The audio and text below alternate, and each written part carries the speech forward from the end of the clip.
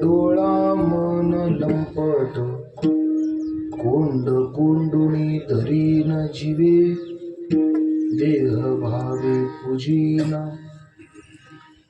होईल येणे कळसा आले स्थिरावले अंतरी तुका म्हणे गुजरिया विठोबा पाया पडू द्या कोंड कोंडुनी धरीन जीवे देह भावे पूजीन विठ्ठल विठ्ठल विठ्ठल विठ्ठल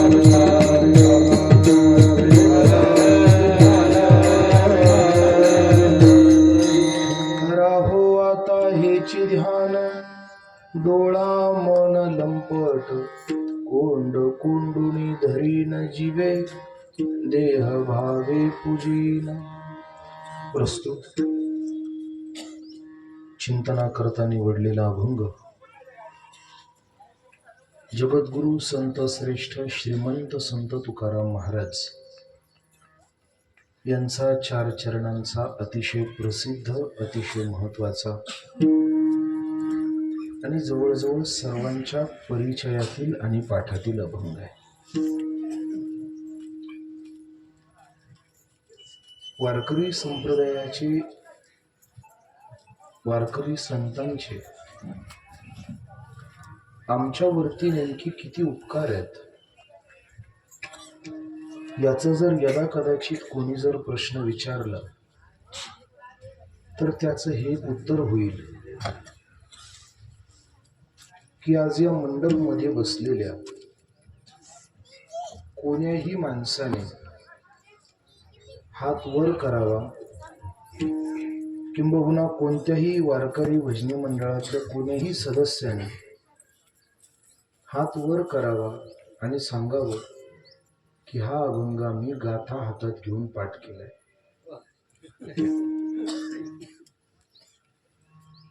या अभंगाकरता आपल्यापैकी कुणालाही गाथा हातात घेण्याची गरज पडली नाही. हा आपला गाथा पाठ नाही, आपला हा कानपाठ अभंग आहे. अशा काही विशेष अभंगांची आपल्यावरती वारकरी संतांच्या कृपेची योजना आहे आणि त्या विशेष योजनेमधला अभंग आजच्या चिंतना करता निवडलेला आहे. श्री तुकाराम महाराज या अभंगाच्या माध्यमातून स्वतःच्या जीवनाच्या इतिकर्तव्यतेची एक भूमिका बाळगतात. मानवी जीवनाची शांतता ही प्रपंचाच्या प्रवासाने मुळीच नाही, हे पहिलं लक्षात घ्या. हे जे मी आपल्याला सांगतोय हे तुकाराम महाराजांनी अंगीकारलेली विधान आहेत आणि म्हणून त्यांनी स्वतःच्या जीवनाचं आलंबन हे पूर्णतेच्या प्रवासामध्ये आखताना स्वतःला त्या जोग बनवलेलं आहे. म्हणून त्यांनी स्वतःच्या आयुष्याची जीवनाची जन्मोजन्मीची कृतार्थता मिळवण्यासाठी स्वतःला आणि स्वतःच्या ध्यानाला देवाच्या स्वरूपामध्ये लीन केलंय आणि ते ध्यान अखंडित असंच राहावं म्हणून आपल्या 2 इंद्रियांना त्यांनी कामाला लावलंय. पहिलं म्हणजे डोळे आणि दुसरं म्हणजे मन. या डोळ्या आणि मनाच्या आधाराने एकदा तो देव मला माझ्या जवळ घेता आला की मी त्याला माझ्या अंतःकरणामध्ये कोंडून ठेवेल आणि त्याला माझ्या सर्व भावाने नामदेह भावाने पूजेल. तो देव एकदा की माझ्या अंतःकरणात बसला की माझ्या अंतःकरणाची स्थिरता अशी प्रगल्भ होईल की माझी भक्ती कळसाला जाईल. पण तो देव जर आत बसला तर, म्हणून अगोदर तो देव मनामध्ये येणं गरजेचं आहे आणि तो एकदा मनामध्ये यावा म्हणून त्या गोजिरे असलेल्या पंढरीनाथाची करुणा तुकाराम महाराज भागतात. असा अतिशय साधा सरळ भाव अभंगाचा आपल्या समोर विशद केला. या अभंगाच्या संबंधाने आपल्याला काही अल्पस्वल्प विचार करायचा आहे, पण तत्पूर्वी दोन शब्दांचा परिहार देणं आवश्यक आहे. आज आपण सर्वजण काही विशेष निमित्ताने या ठिकाणी जमलेलो आहोत. आपल्या सर्वांना कल्पना आहे, आपल्या सर्वांची स्नेही आणि आपल्या गावामधील आपल्या सर्वांचं एक आवडतं व्यक्तिमत्व कैलासवासी शहादेव विठोबा डुरे. शहादेव बाबांना आज आपल्यातनं जाऊन जवळजवळ 5 वर्ष झाली आहेत आणि आज त्यांचं हे 5वं पुण्यस्मरण आहे. खरं म्हणजे मी या परिवारातल्या सर्वच मंडळींचं खरं म्हणजे मनापासून कौतुक करतो. हल्ली एका श्राद्धाची मारामार चालू आहे. ही सगळी मंडळी यात रोज वेगवेगळे अनुभव घेत आहेत. थोडं घडलेलं सांगू. हल्ली जर कधी फोन आला, महाराज आमच्या वडिलांचं प्रथम वर्ष श्राद्ध आहे आणि त्या निमित्ताने उत्सव करायचा आहे, तारीख अमुक अमुक आहे, वेळ ही आहे, आणि हे सगळं झाल्यानंतर मग आम्ही विचारतो, मग कीर्तन करायचं की प्रवचन? ते म्हणतात, महाराज कीर्तन नका, प्रवचन करू. सहज विचारतो, कीर्तन का नको? उत्तर सांगताना सुद्धा मला वाईट वाटतं. ते म्हणतात, महाराज सध्या परिस्थिती बिकट आहे. थोडं बोलू. पोटच्या पोरीचं लग्न लावताना परिस्थिती कधी आडवी येत नाही, पण ज्याच्या पोटी जन्माला आलोय त्याच्या श्राद्धाला परिस्थिती का आडवी येते तेच कळत नाही. बरं, ती पोरगी नंतर नवरा मिळाल्यानंतर आपल्याकडे ढुंकून सुद्धा बघणार नाही काही काळानंतर. थोडं बोलू. जर तिला हक्क मिळाला नाही तर ती आई बापाच्या अंत्यविधीला येणार की नाही हे सुद्धा विचार करते. म्हणजे जी पोरगी तुमच्यावर प्रेम कायम करेल की नाही हे पण तुम्हाला माहिती नाही. तिच्यासाठी कर्ज काढून उद्योग चालू आहे. आणि ज्या बापाने जन्माला घातलंय त्याच्यासाठी साधं जमवलेलं मुद्दल सुद्धा वाया जाऊ देऊ नये ही फार मोठी दुर्भाग्यवश गोष्ट आहे. आणि असा काळ चालू आहे. ही सगळी मंडळी रोज अशा प्रसंगांना अनुभवत आहेत. पण अशाही मोठमोठ्या विचित्र मानसिकतेच्या लोकांमध्ये आज 1 नाही, 2 नाही, 3 नाही, 4 नाही, तब्बल हे 5वं पुण्यस्मरण आहे. आणि म्हणून या परिवारातल्या सर्वच मंडळींना मी मनापासून धन्यवाद देतो. त्यामध्ये त्यांचे बंधू श्री तुकाराम विठोबा डुरे, त्याचबरोबर त्यांचे पूर्वी कैलासवासी झालेले बंधू महादेव विठोबा डुरे, त्यामध्ये आता असलेले बाळासाहेब विठोबा डुरे, चंद्रकांत विठोबा डुरे, गणपत विठोबा डुरे, लक्ष्मण विठोबा डुरे, आणि दुसरे त्यांच्या पूर्वीच ना, पूर्वी किंवा 5 वर्षाच्या काळात कैलासवासी असलेले मारुती विठोबा डुरे. म्हणजे हे एकूण 8 बंधू, त्यामधले 3 कैलासवासी झालेत. त्यांच्या पत्नी गंगा भगीरथी छायाताई शहादेव डुरे, त्यांचे 2ही चिरंजीव श्रीमान गणेश शहादेव डुरे आणि श्रीमान अमित शहादेव डुरे, आणि त्यांची कन्या सौभाग्यवती रेखा सचिन कदम, आदी करून त्यांच्या भगिनींमध्ये मुटकुळे परिवार, उगले परिवार, पवार परिवार, विधाटे परिवार, आदी करून सर्वच परिवारातली मंडळी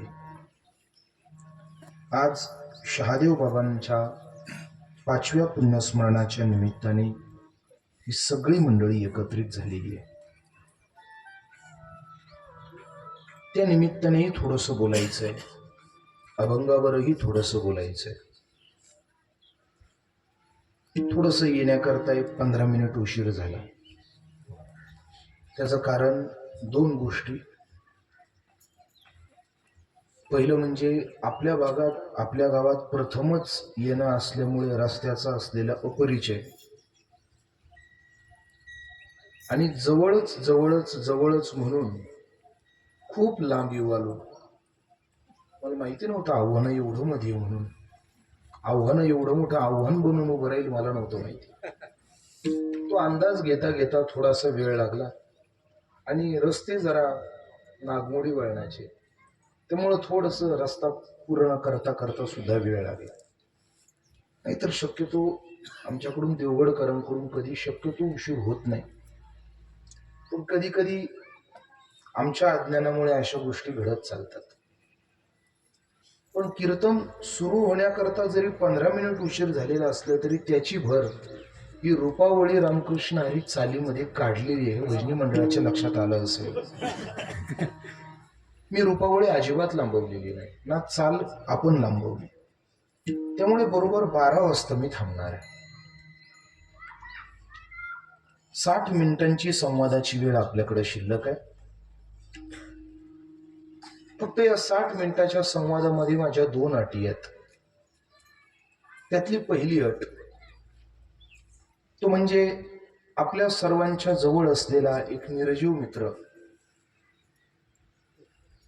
त्याचं नाव मोबाईल, पुढच्या 60 मिनिटासाठी त्याला गळफास देऊन ठेवा. आदरणीय फडणवीस साहेबांना सांगा 1 तासानंतर बोलू. पहिली अट.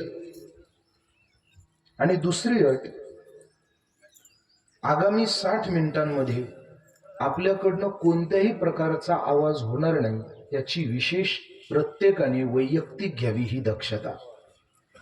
कोणताच आवाज होणार नाही. कोणी म्हणाल मला सवय आहे, मोडा.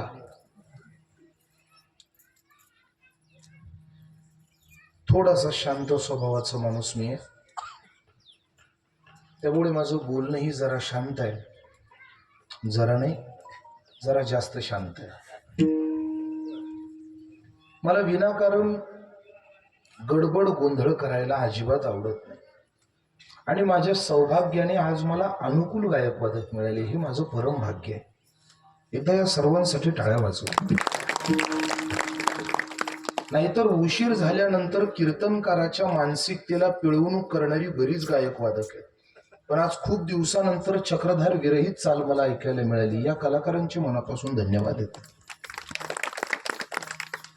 माझा यांचा पहिलाच परिचय आहे, पण पहिल्याच परिचयामध्ये यांनी मला त्यांच्या प्रेमात पडले. आपण अशीच राहावे तशी देवाकडे प्रार्थना आहे माझी.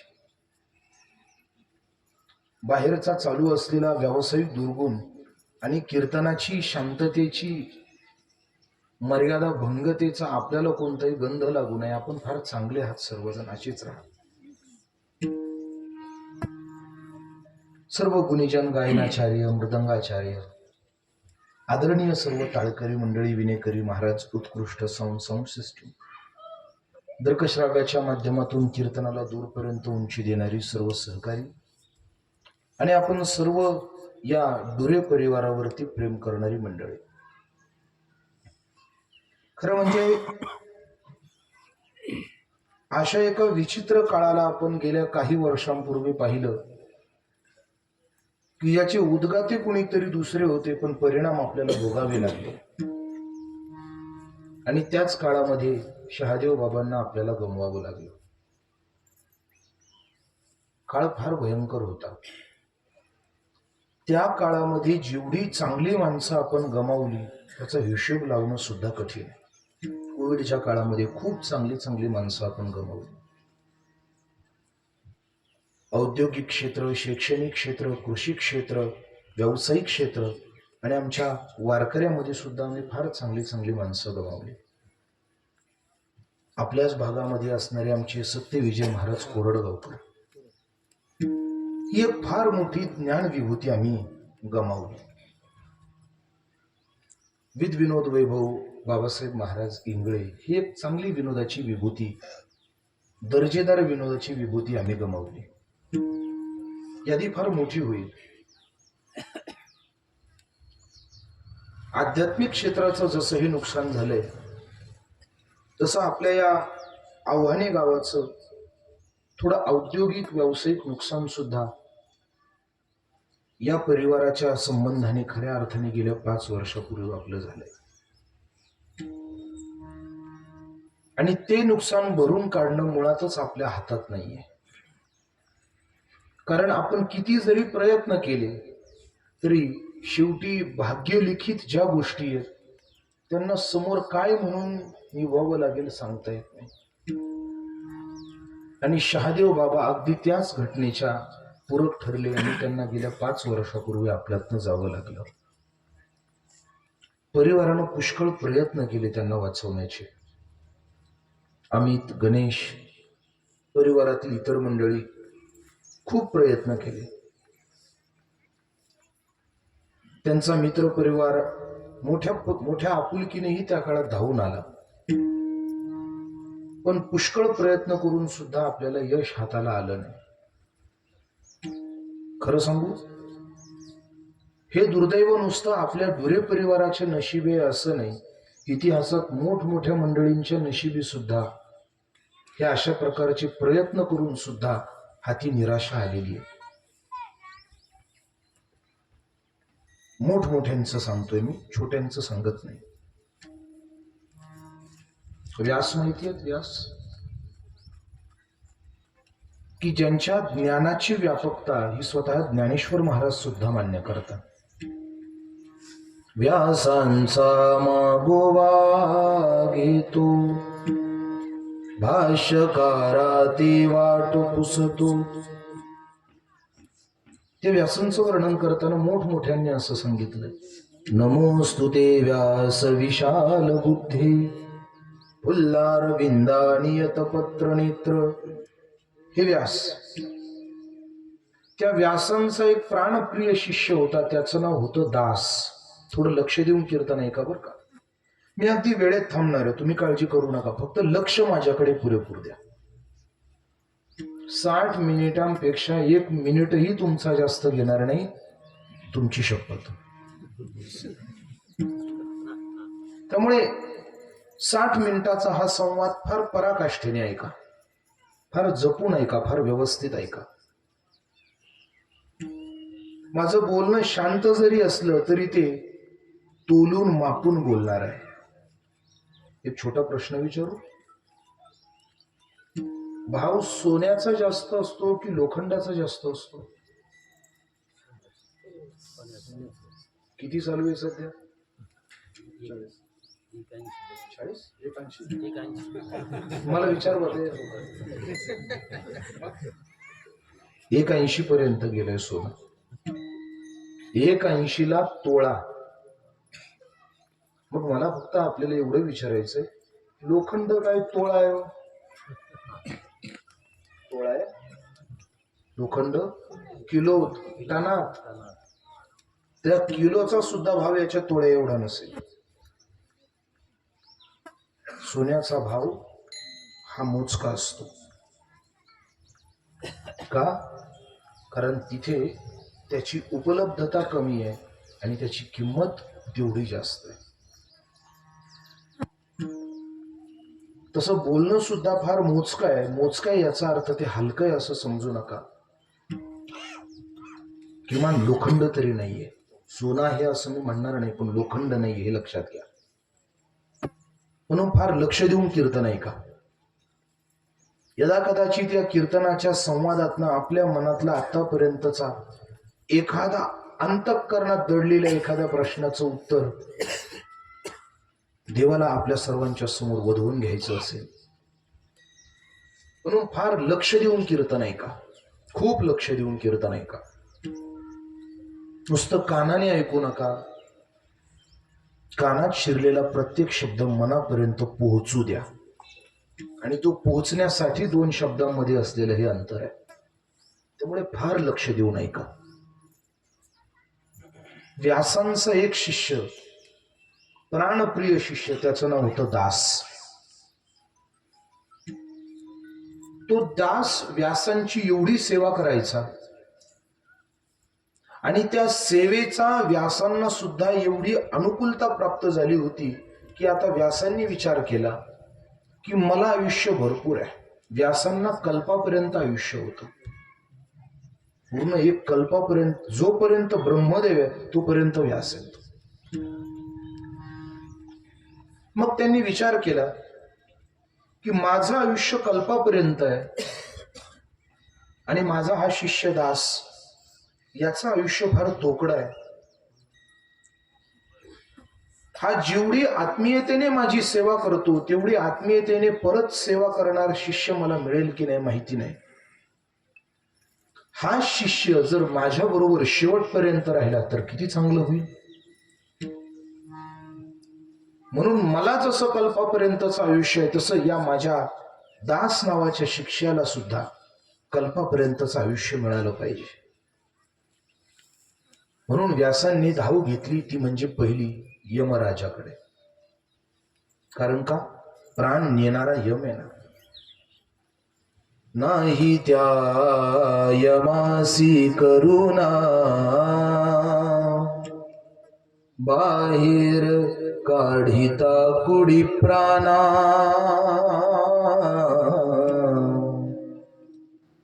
मारिती झोडिती तोडिती निष्ठुर, यमाचे किंकर बहुसाल. यम प्राण नेतो म्हणून व्यासांनी यमाच्या दरबारी गेले. आपल्या बरोबर आपला दास नावाचा शिष्य घेतला आणि यमाच्या समोर हजर झाले. यमधर्माने व्यासांना नमस्कार केला आणि नमस्कार करून विचारले, व्यासजी आपण स्वतः इथे काय काम काढलं? त्यावेळी व्यासांनी यमधर्माला सांगितलं, यमधर्मा, हा माझ्या बरोबर आलेला माझा शिष्य आहे दास, याची सेवा मला खूप प्रिय आहे. मला याच्यासारखा सत्शिष्य मिळणार नाही. म्हणून तू एक काम कर, जोपर्यंत माझं आयुष्य आहे तोपर्यंत या दासाचंही आयुष्य तेवढं कल्पापर्यंत कर. यमाने हात जोडले आणि सांगितलं, महाराज आपला विचार मला खूप पटला. मी याचा प्राण नेऊ शकतो, हे तुमचं बरोबर आहे, पण मी याला जीवदान देऊ शकत नाही. का? कारण माझ्याही वरती एक देवता आहे म्हणे. कोणती? ते म्हणे माझ्यावरती मृत्यू नावाची एक देवता आहे म्हणे. त्या मृत्यू नावाच्या देवतेला मला विचारावं लागेल, कारण ती देवता मला सांगते आणि मग मी फक्त प्राण घेऊन येतो. मला सांगणारी मृत्यू नावाची एक देवता आहे. आपण त्या देवतेकडे चला. व्यासांनी विचारलं, मग मी जातोय, पण तुम्ही पण माझ्या बरोबर आला तर माझ्या शब्दाला जरा वजन मिळेल. व्यवहारामध्ये ही गोष्ट काय आपल्याला फोडून अनुभवून सांगण्याची गरज नाही. आपल्या सगळ्यांना माहिती आहे, हलका कागद असतो, पण हलक्या कागदाला सुद्धा वजन मिळावं म्हणून कोणीतरी बरोबर न्यावा लागतो. तुम्ही माझ्या बरोबर चला. यमधर्म हो बोलले. यमधर्म त्यांच्या बरोबर निघाले आणि मृत्यू नावाच्या देवतेच्या ठिकाणी आल्यानंतर त्या मृत्यूने व्यासांचं स्वागत केलं. कशा करता आलात विचारलं तर माझ्या या सत्शिष्याची शिष्या ही सेवा मला जास्त प्रिय आहे, म्हणून माझ्या एवढं त्या सत्शिष्याचं, या दासाचं आयुष्य वाढवा. मृत्यूने सांगितलं, महाराज तुमचा विचार मला पटला, पण मला माझ्या मतीने निर्णय देता येणार नाही. मग माझ्याही वर एक देवता आहे, भाग्योदय नावाची देवता आहे म्हणे माझ्यावरती. ती मला आदेश करते आणि मग मला पुढे प्रस्ताव मांडता येतो. मग तुम्ही भाग्योदय या देवतेला शरण जा. व्यासांनी त्यांना विनंती केली, आपणही माझ्या बरोबर चला. व्यास, दास, यमधर्म आणि मृत्यू हे चौघेही जण आता भाग्योदय नावाच्या देवतेच्या दरबारी गेले. भाग्योदयाने व्यासांचं स्वागत केलं आणि व्यासांचं स्वागत केल्यानंतर व्यासांनी विचारलं भाग्योदयाला. भाग्योदयाने विचारलं, कशा करता? त्यांनी सांगितलं, हा माझा शिष्य दास आहे. मला कल्पापर्यंत आयुष्य आहे, मला याची सेवा फार प्रिय आहे. जोपर्यंत मी आहे तोपर्यंत या दासाला आयुष्य मिळावं अशी माझी इच्छा आहे. त्यावेळी त्या भाग्योदयाने सांगितलं, महाराज आपला विचार अतिशय स्तुत्य आहे, पण मला माझ्या निर्णयाने चालता येणार नाही. मग माझ्याकडे एक ग्रंथ आहे म्हणे, त्या ग्रंथामध्ये प्रत्येकाच्या मृत्यूचा काल, स्थान, घटना, क्रम आणि नियोजन लिहिलेलं आहे. मला तेवढं पाहू द्या. मग व्यासांनी सांगितलं, त्या भाग्योदयाने तो ग्रंथ उघडला आणि त्यात त्याने पाहिलं. त्यावेळी त्याने पाहिलं असं सांगितलं की ज्यावेळी त्यात असं लिहिलेलं होतं, व्यासम दासम सहितम कृते हे मृत्युहु यमधर्मे आचमनेश्च पद्मानम तत्स्थाने दासम गतः गतः गतः. त्यात असं लिहिलेलं होतं की ज्यावेळी दास, व्यास, यमधर्म आणि मृत्यू हे चालून ज्यावेळी भाग्योदयाच्या दारामध्ये येतील त्यावेळी दास मरेल.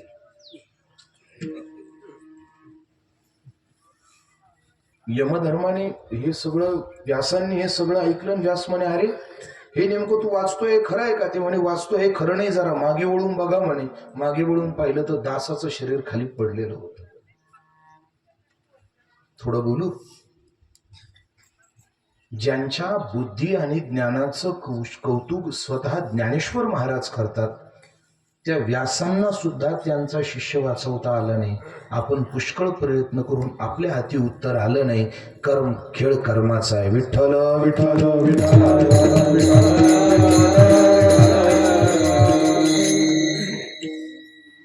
आपण सर्वांनी पुष्कळ प्रयत्न केले शहादेव बाबांना वाचवण्याचे, पण शेवटी आपल्या हातात काही आलं नाही. येरते पामर जीवती, येरते पामर जीवती, येरते पामर जीवती, येरते पामर जीवती. येथे नाही गुना अवतार, येथे नाही गुना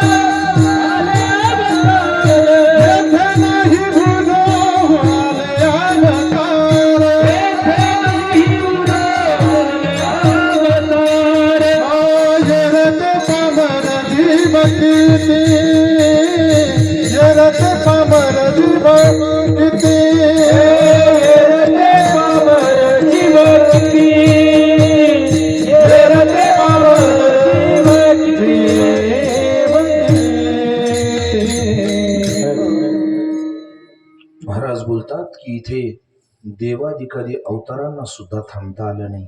आपल्याला कायम थांबता येईल हा विचारच मुळात चुकीचा आहे. येथे नाही उरो आले अवतार, येरते पामर जीव किती. आपली काळावर सत्ता चालत नाही, काळाची सत्ता आपल्यावर चालते, हे निश्चित मान्य करा.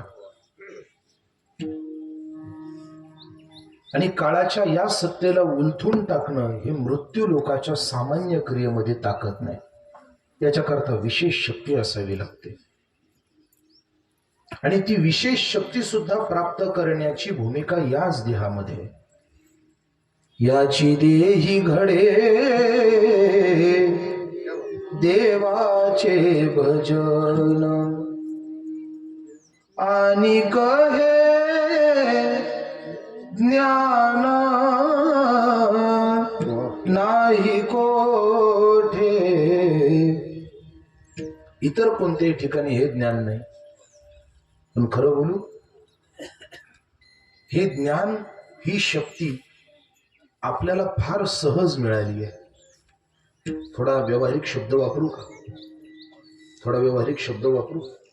आपल्याला ना कोणतेच कष्ट न करता हे मिळाले. थोडं अजून सोपं करून बोलू, हे आपल्याला फुकट मिळालंय.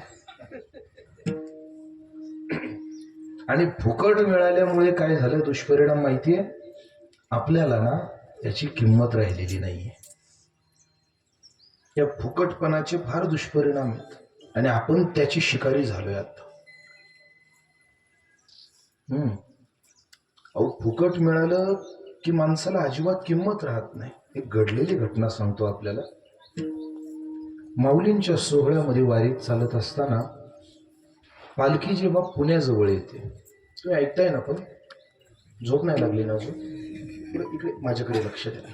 वेळेत थांबणार आहे मी, वेळेत थांबणार आहे, काळजी करू नका. इकडे लक्ष द्या. माऊलीचा सोहळा पुण्यामध्ये येतो आणि पुण्यात सोहळा आल्यानंतर ती पुण्यातली जी शहरातली मंडळी आहे ती काही वस्तू वाटतात. कोणी बिस्किट वाटतं, कोणी पाण्याच्या बॉटल वाटतं, कोणी काय कोणी काय कोणी काय. त्यावेळी एक सद्गृहस्थ हातामध्ये हरिपाठाचं पुस्तक घेऊन हरिपाठ वाटत होते. आम्ही असे चाललो होतो सोहळ्याबरोबर. माझ्याबरोबर एक सुशिक्षित चांगले जुने वारकरी होते आणि मग तो व्यक्ती असा हरिपाठ वाटत असताना माझ्या जवळचा हा माणूस त्याच्या जवळ गेला आणि त्याच्या जवळ जाऊन त्याने त्या व्यक्तीकडनं हरिपाठ घेतला. ऐकताय ना? हरिपाठ घेतला आणि माझ्या बरोबर चालू लागला. त्याने तो हरिपाठ घेतलेला पाहून मलाही जरा प्रश्न पडला आणि मी न राहून विचारलं. त्यांना म्हटलं, भाऊसाहेब, अहो तुम्ही 40 वर्षापासून सोहळ्यात येत आहे? ते म्हणे, हो. अजून तुमचा हरिपाठ पाठ नाही? तो म्हणे, महाराज व असं काय बोलता? हरिपाठ पाठ आहे म्हणे, माझं संपूर्ण पाठ आहे. मग मला वाटलं कदाचित मुला मुलींसाठी घेतलं असेल, पत्नीसाठी त्यांचा हरिपाठ पाठ नसेल, त्यांच्याकरता घेतलं असेल. मी विचारलं. त्यावेळी त्यांनी सांगितलं, महाराज काय बोलताय? अहो आमच्या घरातल्या प्रत्येक लहान्यापासून मोठ्याचा प्रत्येकाचा हरिपाठ पाठ आहे. माझ्या वडिलाची मिरासिका देव, सगळ्यांचा हरिपाठ पाठ आहे म्हणे आमच्या घरातल्या. मग मी विचारलं, जर तुमचा हरिपाठ पाठ आहे, मुला मुलीचा हरिपाठ पाठ आहे, पत्नीचा हरिपाठ पाठ आहे, मग हे पुस्तक घेतलं कशाला? त्यांनी सांगितलं, महाराज त्यात काही एवढं फुकट असतं रे?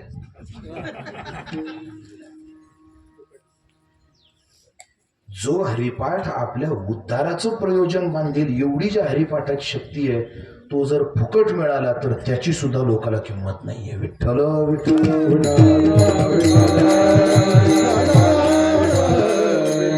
फुकट मिळाल्याचा पहिला दुष्परिणाम आपल्याला किंमत राहत नाही.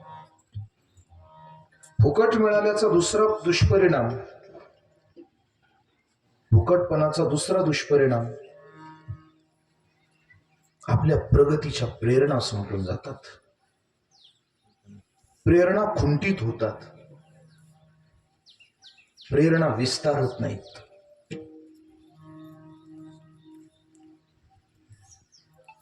फुकट मिळाल्यामुळे मला कोणत्याही शासकीय योजनेवर आघात करायचा नाहीये. हल्ली रानात काम करायला लोक येत नाहीत. मला कोणत्याही शासकीय योजनेवर आघात करायचा नाही. चला पुढे. माणसाच्या प्रगतीच्या प्रेरणा संपून चालल्यात. कशामुळे? फक्त फुकट मिळाल्यामुळे. आणि तीच अवस्था आपल्या सगळ्यांची झाली. थोडं बोलू. फुकट मिळाल्यामुळे रानात काम करायला कुणी तयार नाही आणि फुकटच सगळं मिळाल्यामुळे आपण तरी कुठं भजन करायला तयार आहे. जने आजीवा दिला दाना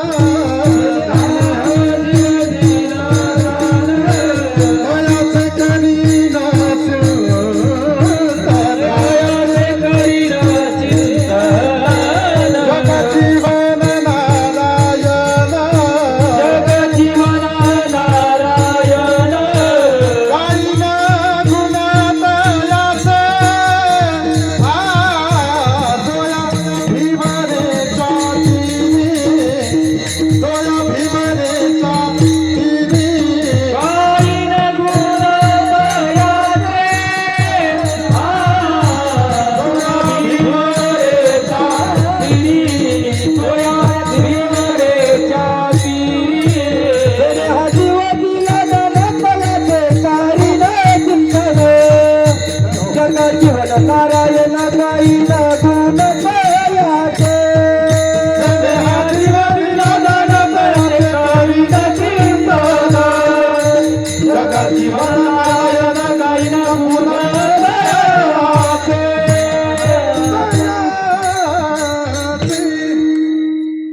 हिंमत राहिलेली नाहीये, प्रगतीच्या प्रेरणा संपल्यात, आळशीपणा वाढलाय.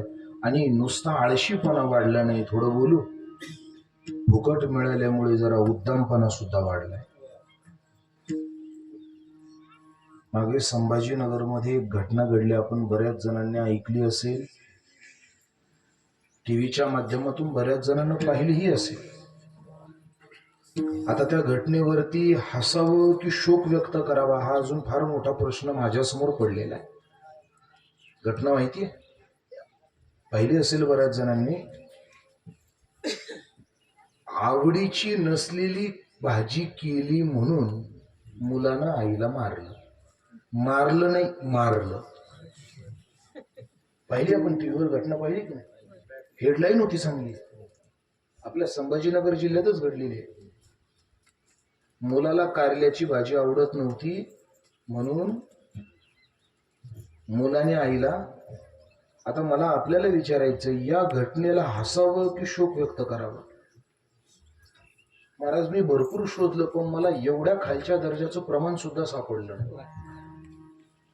खरं बोलतो, अगदी घटना पाहिल्या मी पाहिलं, एवढ्या दर्जाचं प्रमाण कुठे लिहिलंय का?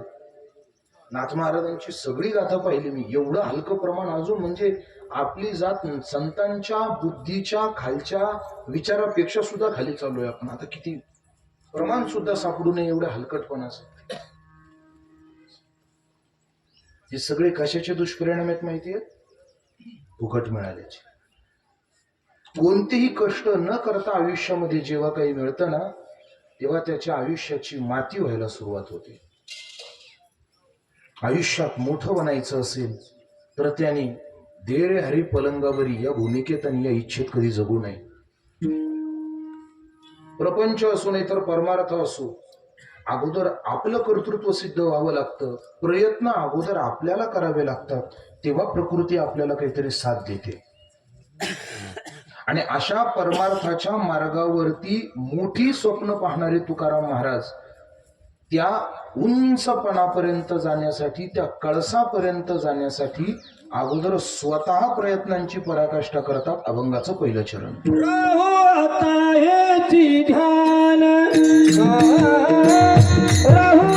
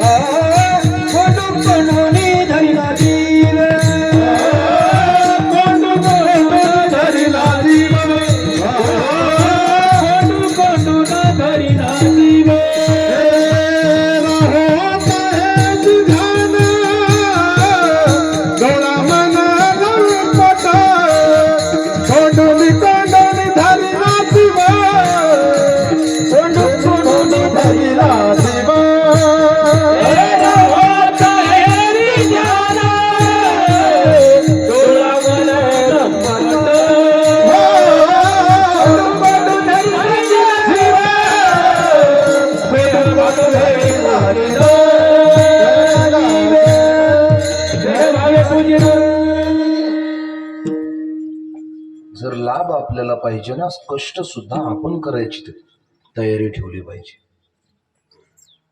काहीतरी मिळवायचं ज्या अर्थी आपल्याला आहे ना, त्यासाठी कष्ट करण्याची सुद्धा तयारी आपलीच पाहिजे. फुकट मिळालेली कोणतीच गोष्ट आयुष्यभर पुरत नाही, हे लक्षात घ्या. आमचे गुरुजी श्री गुरु श्री पांडुरंग महाराज वैद्य काही एक वाक्य बोलायचे. ते म्हणायचे की मृदंगाचे बोल ऐकून कधी मृदंग कृपा करणार नाही, मृदंगाचे बोल पाठ करून कधी कृपा होणार नाही. हातातून रक्त येईपर्यंत तो अगोदर आघाताने मिळवावाच लागेल तर तो कृपा करेल. मोठ्याचं वाक्य आहे. उद्घोष जरी मृदंगाच्या बाबतीत केला असेल तर त्याची सम्यक दर्शता आपण आपल्या जीवनाशी लावणं गरजेचं आहे. आयुष्यातली प्रत्येक गोष्ट कष्टाने मिळवली पाहिजे, तरच ती आपला प्रकाश शेवटपर्यंत पोहोचवते. उधार घेतलेली कोणतीच गोष्टीचा प्रकाश जास्त दिवस टिकत नाही, त्याच्यावर कालांतराने काजवी बसल्याशिवाय राहत नाही. तुकाराम महाराज मोठं होण्याची, त्यांच्या परमार्थाला श्रीमंत करण्याची स्वप्न पाहतायत, प्रयत्न सुद्धा स्वतः करतायत. ते म्हणतात, जर माझा परमार्थ कळसाला पोहोचायचा असेल तर प्रयत्न मला करावा लागेल. आणि परमार्थाच्या प्रयत्नातली पहिली पराकाष्ठा त्यांनी देवाचं स्मरण आपल्या अंतःकरणात उतरावं या दृष्टिकोनातून केली. राहो आता हेची ध्यान. खरं म्हणजे हे ध्यान राहण्यासाठी मोठमोठ्यांनी प्रयत्न केलेत, मोठमोठ्यांनी. ज्ञानेश्वर महाराजांनी सुद्धा हेच प्रयत्न केले. विश्वरूप विश्वंभरे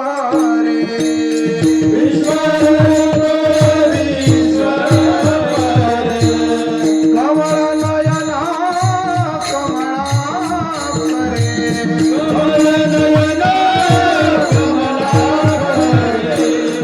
तुझे ध्यान लागो बापर कुमादेवी वरू रंगा येईवो रंगा येईवो रंगा येईवो रंगा येईवो तुझे ध्यान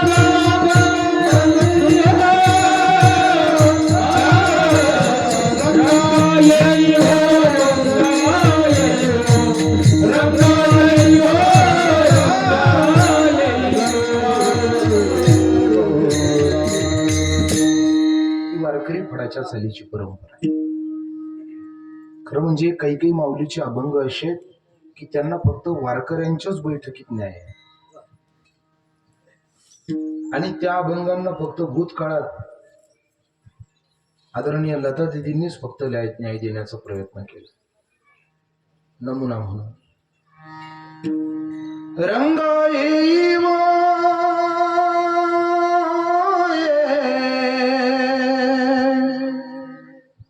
रंगा येईवो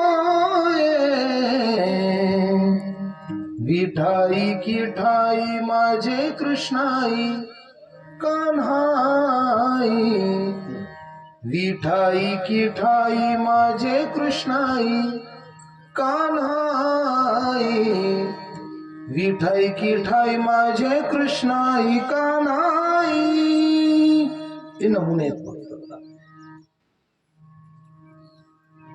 ज्ञानेश्वर महाराजांनी सुद्धा देवाचं ध्यान मला लागावं याच्याकरता स्वतः प्रयत्न केले. तुकाराम महाराजांनी हे प्रयत्न ध्यानी तुझे रूप गाईन तुझे नाम ध्यानी तुझे रूप गाईन तुझे नाम ध्यानी तुझे रूप गाईन तुझे नाम ध्यानी तुझे रूप गाईन तुझे नाम अनन्य करी काम अनन्य करी काम जीव बुद्धे ध्यानी तुझे रूप गाईन तुझे नाम ध्यानी तुझे रूप गाईन तुझे नाम ध्यानी तुझे रूप गाईन तुझे नाम ध्यानी तुझे रूप गाईन तुझे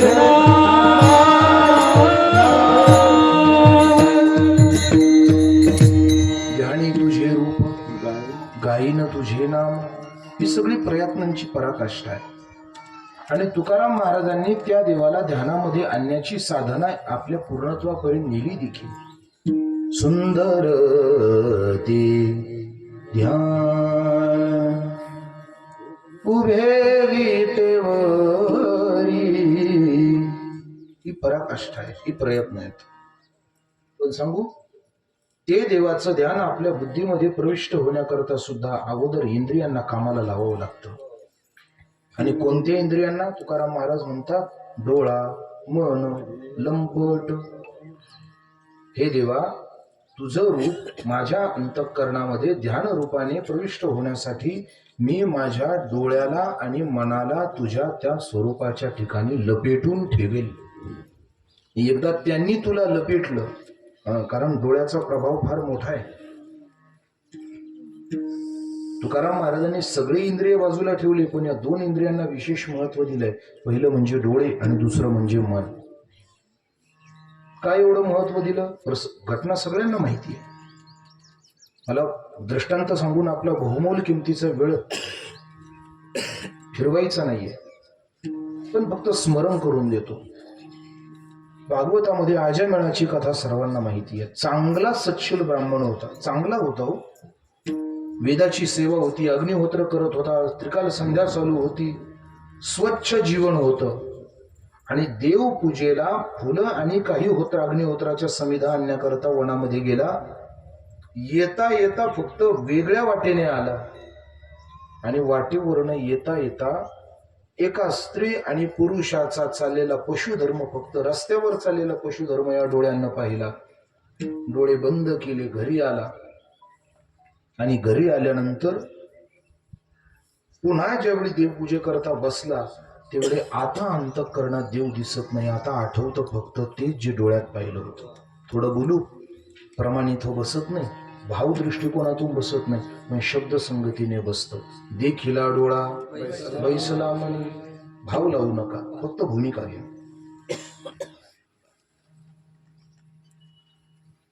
त्याने एकदा काही काळ ते दृश्य पाहिलं, तर परिणाम वेदाची सेवा सुटली, अग्निहोत्र सुटलं, संध्या तुटली, आई वडिलांचा त्याग, पतिव्रता भार्येचा त्याग, कुटुंबाचा त्याग, सगळं सोडलं.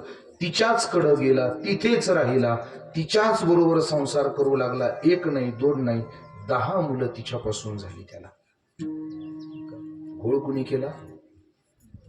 थोडं बोलू. त्याने क्षणकाल दर्शन केलं तर एवढं भोगावं लागलं. आपल्या घरात सकाळपासून संध्याकाळपर्यंत टीव्हीवरती तेच चालू आहे. आपल्या घरात ती विचाराची पातळी कशी सुधारेल? तुम्ही म्हणाल, महाराज आमच्याकडेच येऊन आमच्या विचारांना नावं ठेवता का? तुम्ही भागातल्याच ऐकणार नाही म्हणून मी बोलतोय.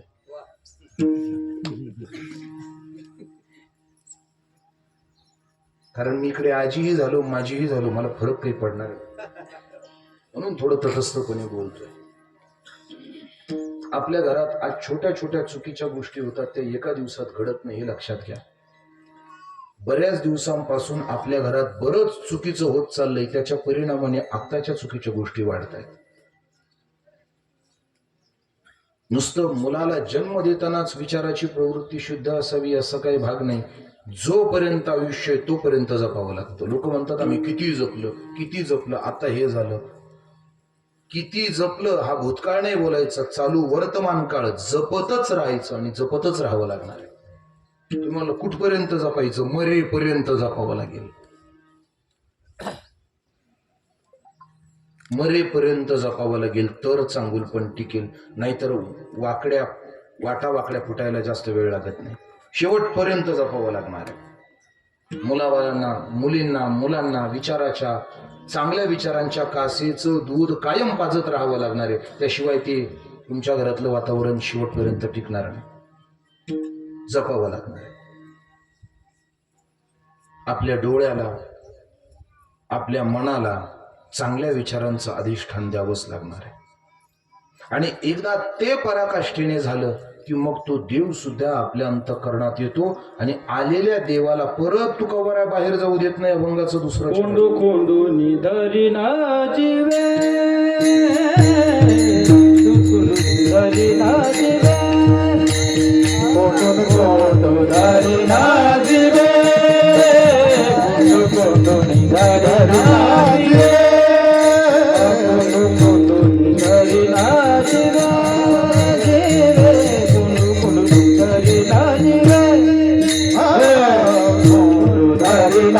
जीवे, कोंडू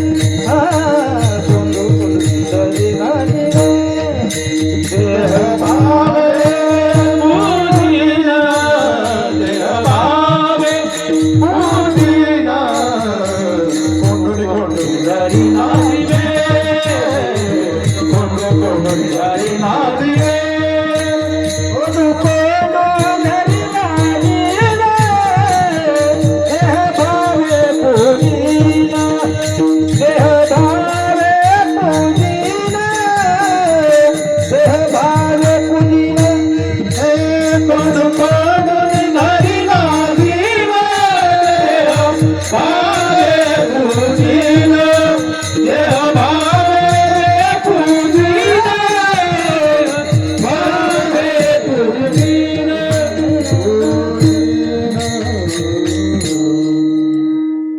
तुकाराम महाराज म्हणतात, मी माझ्या डोळ्याच्या आणि मनाच्या आधाराने देवाचं स्मरण माझ्या चित्तात करून राहील आणि एकदा तो देव माझ्या अंतःकरणामध्ये आला की त्याला कोंडून ठेवेल.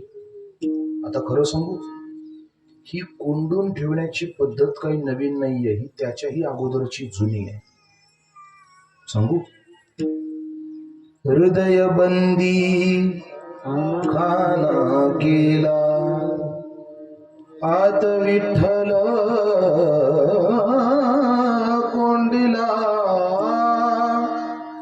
हृदय बंदी खाना केला आत विठ्ठल कोंडिला, हो धरिला पंढरीचा चोर. ही पद्धत काही नवीन आहे अशातला भाग नाही. जुन्या जुन्या मंडळींनी देवाला आपल्या अंतःकरणात कोंडून ठेवलंय. पण खरं सांगू, इथं महाराजांची भाषा जरा वेगळी आहे. ते कोंडून ठेव म्हणत नाही, कोंडूनी धरीन जीव. म्हणजे एक भाषा आहे कोंडून ठेवेल आणि दुसरं त्याला मी बळे कोंडून ठेवेल, बळे. आता मला खरं सांगा, जो देव आतापर्यंत कोणाच्याही हाताला आला नाही, अहो जो वेदासी किंवा जो वेदासीही ना कळे, जो वेदांच्या हातामध्ये कधी आला नाही, जो उपनिषदांच्या श्रुतीच्या हातामध्ये कधी आला नाही, तो देव सामान्य अंतःकरणाला बांधून ठेवणं कठीण आहे का? एवढं सोपं प्रकरण आहे. पण तरी तुकाराम महाराज म्हणतात, कारण त्यांना एक माहिती आहे, देव लौकिक कोणत्या गोष्टीने कोंडणार नाही हे मलाही माहिती आहे. पण मी भांडवलच असं वापरेल की देव स्वतःहून कोंडून राहणं पसंत करेल. तुम्ही पहा, तुका म्हणे बळी जीव दिला पायातळी. हे बळीचं काम आहे, पण त्याचा परिणाम देव त्या ठिकाणी बळीच्या द्वारामध्ये द्वारपाल होऊन राहतोय. हे कशाचं प्रकरण आहे? हे प्रकरण फक्त एवढं आहे, देव बाहुबलाने आकळता येणार नाही, पण देव भावबळाने निश्चित. भाव बळे आकळे ये रवी नाकळे करतळी आवळे तैसा हरी हे करतळी आवळे तैसा आपल्या प्रमाणांची उत्कटता मलाही कळते, पण वेळ पण प्रमाणात आहे.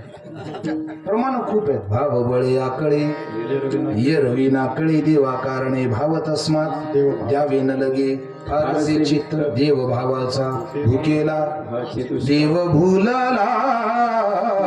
भावासी देव भुलला भावासी सांडोनिया वैकुंठासी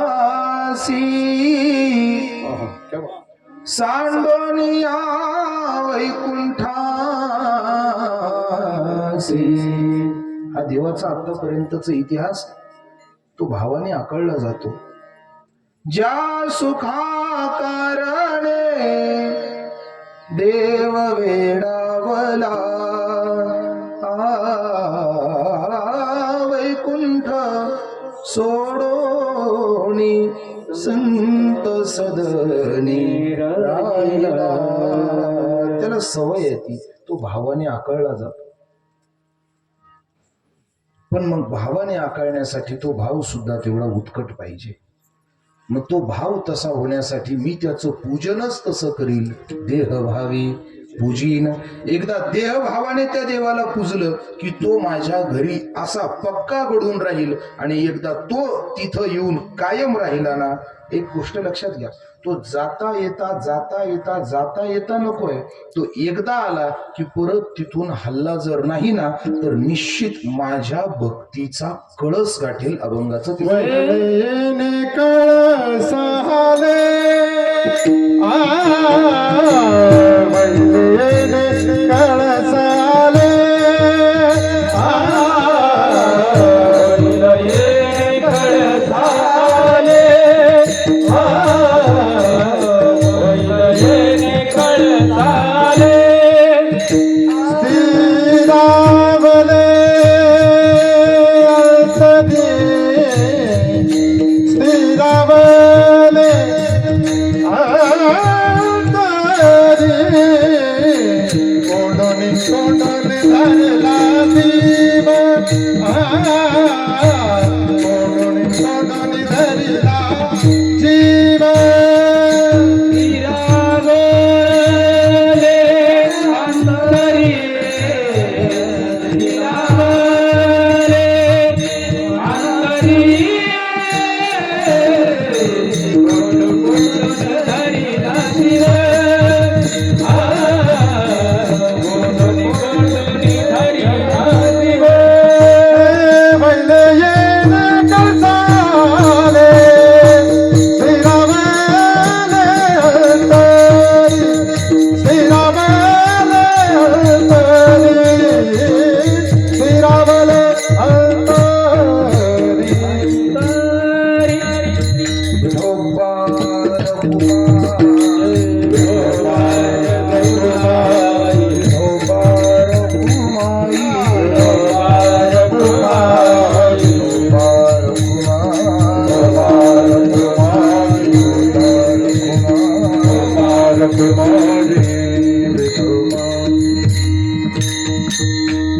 तुकाराम महाराज म्हणतात, तो देव एकदा माझ्या अंतःकरणात स्थिर झाला ना की तो तिथेच जर कायम राहिला तर परिणामी माझी भक्ती कळसाला जाईल. माणसाने एका गोष्टीमध्ये सातत्य ठेवलं ना की त्या क्षेत्रामध्ये त्याला यश मिळाल्याशिवाय राहत नाही. रोज उठलं की नवीन क्षेत्र चापसणं आणि नवीन प्रयत्न करणं हे शहाण्या माणसाचं लक्षण नाहीये. थोडं बोलू, माता भगिनींना विचारतो थोडस. चांगली चपाती यायची असेल तर वर्षातनं एक दिवस चपाती करावी लागेल का रोज चपाती करावी लागेल? तुम्ही काय हॉटेलमध्ये जेवायला जातात? चांगली चपाती यायची असेल तर चपाती कशी करावी लागेल?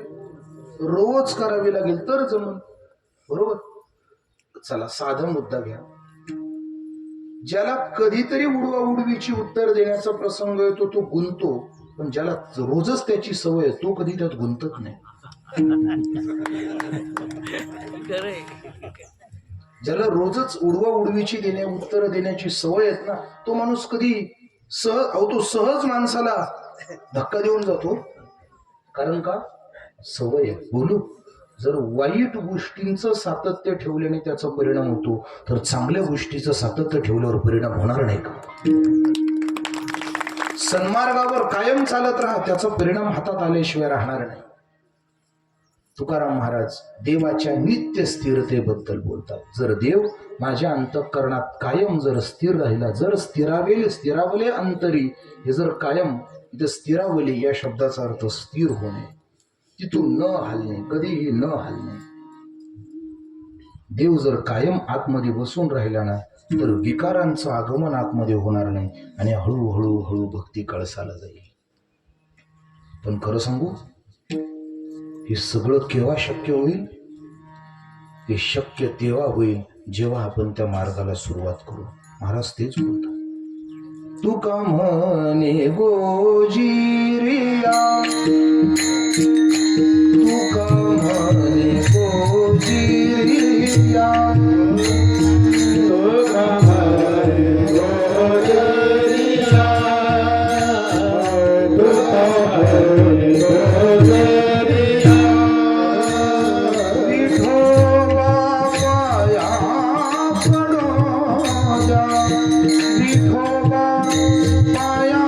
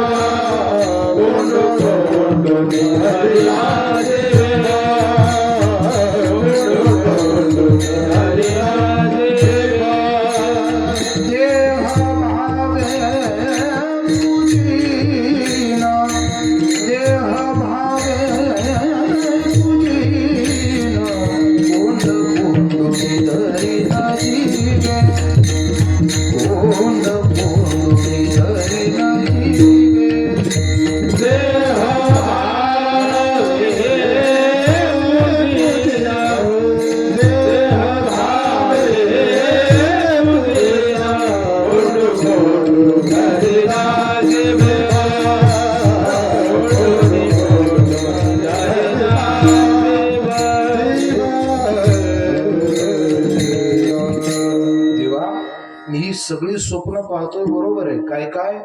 मी तुझं ध्यान माझ्या अंतःकरणात धरेल, त्यासाठी माझ्या डोळ्याला आणि मनाला कामाला लावेल.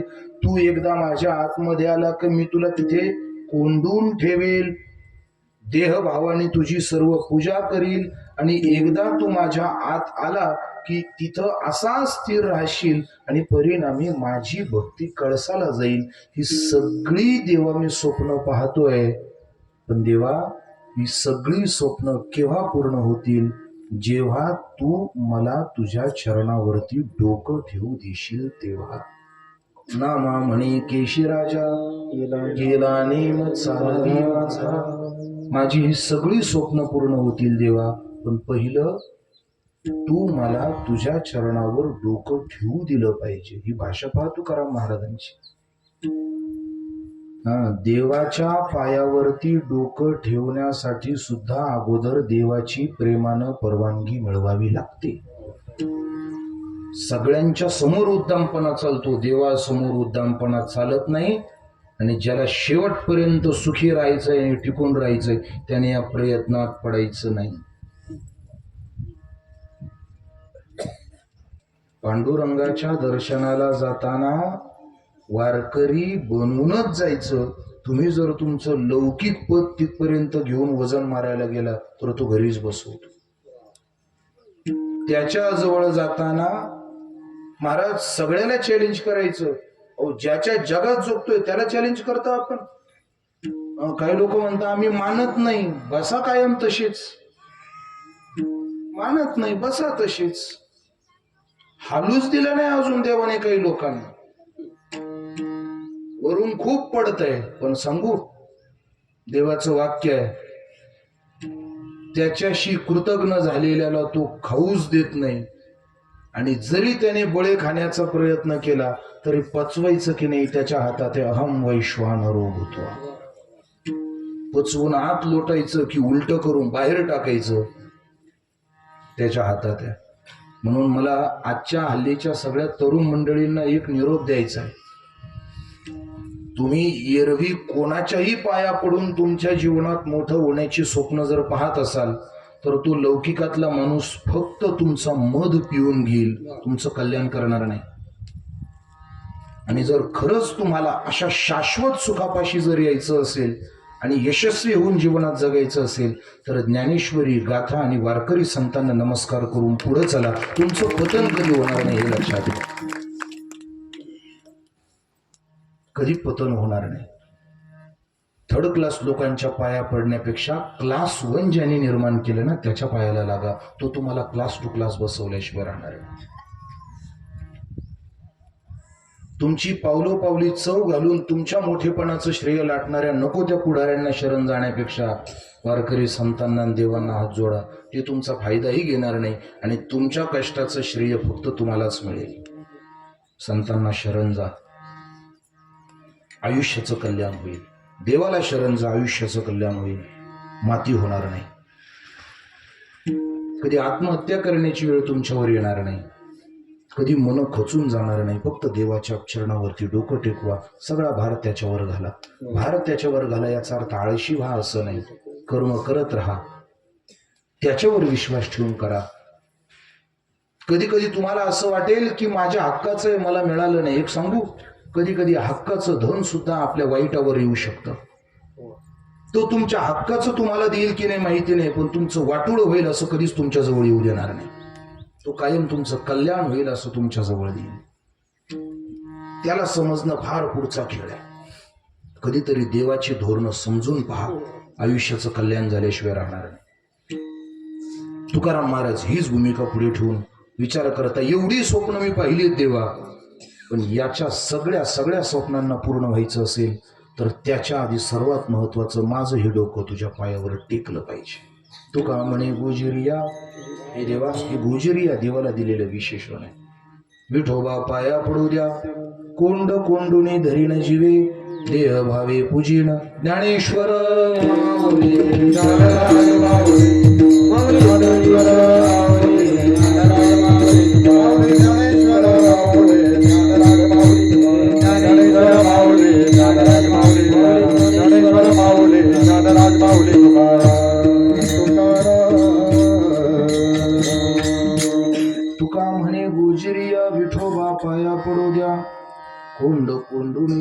जीवे देह भावे पूजीन अल्पबुद्धी अल्पमती प्रमाणे संकल्पित वेळेमध्ये या अभंगाच्या संबंधाने विचार व्यक्त करण्याचा प्रयत्न केला. आज कैलासवासी शहादेव विठोबा डोरे शहादेव बाबांच्या या 5व्या पुण्यस्मरणाचा हा फार मोठा घाट या परिवाराने घातला. मी सुरुवातीलाच बोललो की इथे 10व्याची श्राद्धाची पंचायत आहे आणि तिथे या मुलांनी या परिवाराने आपल्या वडिलांचं आपल्या बंधूचं 5वं पुण्यस्मरण करण्याची ही एवढी चांगली मनाची तयारी दाखवली. खरंच या मुलांचं कौतुक आहे. ही अशी मुलं असली पाहिजेत. त्यांना सहाय्यक असलेले आमचे देवगड संस्थानचे निष्ठावान सेवक गणेशदादा लांबे या सर्वांनी गेल्या काही दिवसांपूर्वी फोन केला आणि ही सेवा करण्याची एक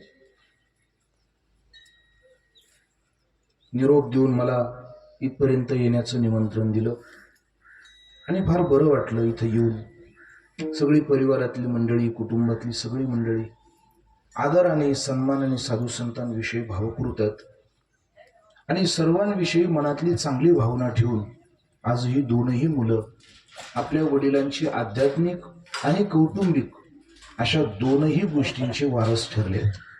थोडं बोलू. हल्ली आईवडिलांच्या पैशाचा वारसदार, संपत्तीचा वारसदार होण्याची सगळ्यांची तयारी आहे, पण संस्कारांचा वारसदार होण्याची तयारी नाही आहे.